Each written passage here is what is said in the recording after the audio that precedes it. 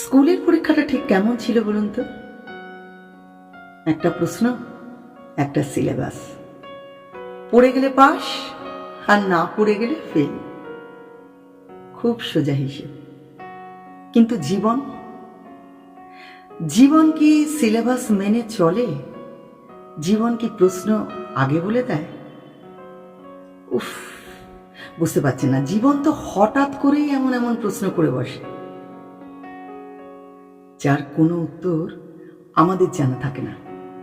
স্কুলে ভুল করলে নাম্বার কেটে যায়, কিন্তু জীবনে ভুল করলে ভেঙে যায় সম্পর্ক, হারিয়ে যায় সেই প্রিয় মানুষটা, আর হারিয়ে যায় অনেকটা ভরসা। স্কুলে স্যারেরা বলে দিতেন, এই প্রশ্নটা আসতে পারে, তুমি তৈরি থেকো। কিন্তু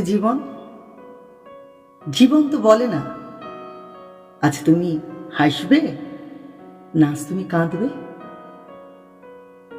তবে একটা কথা মনে রাখবেন, আপনি যদি পরীক্ষায় ফেল করেন আবারও কিন্তু পরীক্ষা দেওয়ার সুযোগ পাবেন। কিন্তু জীবনের পরীক্ষায় হেরে গেলে আবার আপনাকে নতুন করে গড়ে তুলতে হবে।